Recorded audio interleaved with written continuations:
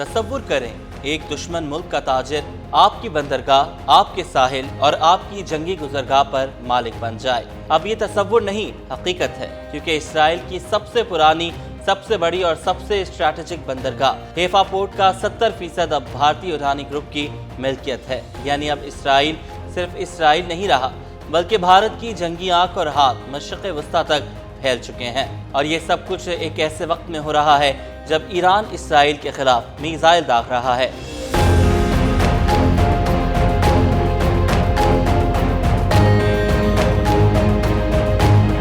पाकिस्तान खित्ते में दिफाई सफबंदी कर रहा है और हैफा पोर्ट पर हालिया हमले ने सबके दिल दहला दिए। तो सवाल ये है कि क्या भारत ने इसराइल को खरीदा या इसराइल ने भारत को अपना फ्रंट लाइन बना लिया, और क्या ये सरमायाकारी है या जंग का नया चेहरा। इस वीडियो में हम बात करेंगे कि हैफा पोर्ट की असल कीमत क्या है, इसराइल में भारतीय कदम रखने का दफाई मकसद क्या है, क्या हैफा पर हमले में ईरानी ग्रुप को नुकसान पहुंचा, ये इसराइल भारत इत्तेहाद, ईरान और पाकिस्तान के लिए क्या पैगाम देता है।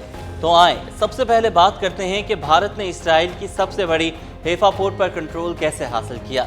2023 में ईरानी ग्रुप ने इसराइल का हैफा पोर्ट 4.2 अरब डॉलर की लागत से खरीदा।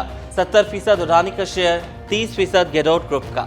जनवरी 2023 में ईरानी ग्रुप ने इसराइल का सबसे पुराना और स्ट्रैटेजिक बंदरगाह हैफा पोर्ट 1.2 अरब डॉलर में खरीद लिया। ईरानी पोर्ट्स को 70% मिल्कियत मिली, बाकी 30% इसराइली कंपनी गेडोट ग्रुप के पास है। ये पोर्ट बहीरा रूम के किनारे वाक़ है और तजारत का एक इंतहाई हसास रास्ता कंट्रोल करता है। बल्कि इस पोर्ट की ताकत सिर्फ तजारत नहीं, FY25 में ईरानी कार्गो का 10.6 मिलियन मैट्रिक टन सामान यहीं से गुजरेगा, जो कि इसकी आलमी नेटवर्क का 3% है। ये पोर्ट न सिर्फ समुद्री बल्कि रेल और तवानाई के बुनियादी ढांचों से जुड़ा हुआ है। ये India, middle east, Europe economic corridor IMEC का एक अहम नुक्ता बन चुका है। अब बात कर लेते हैं कि इसराइल भारत में कैसे मौजूद है और क्या कुछ कर रहा है। ईरानी ग्रुप का इसराइली दिफाई कंपनी एल्बिट सिस्टम्स के साथ 2018 से ज्वाइंट वेंचर हुआ।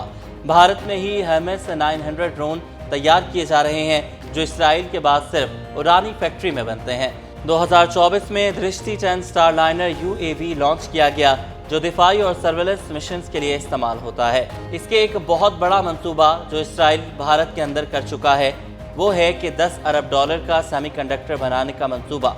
ईरानी और टॉवर सेमीकंडक्टर इसराइल के दरमियान भारत में एक सेमीकंडक्टर प्लांट के लिए 10 अरब डॉलर का मुआहदा तय पाया। यह मंसूबा फिलहाल 2025 तक रोक दिया गया है, मगर इसके असरात आने वाले वर्षों में देखे जाएंगे।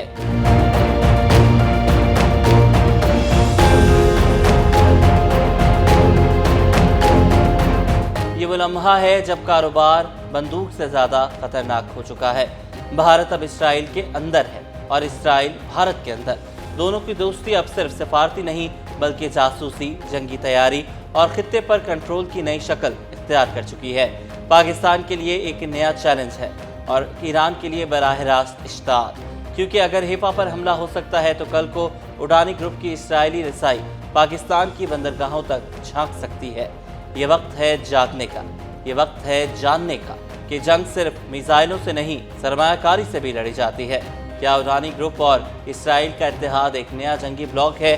क्या पाकिस्तान और ईरान अब दोहरे मुहाज पर खड़े हो चुके हैं? आप क्या समझते हैं? नीचे कमेंट करें, वीडियो को शेयर करें और अगली किस्त में हम बताएंगे कि ईरान इसराइल में अगला कदम कहां रखेगा।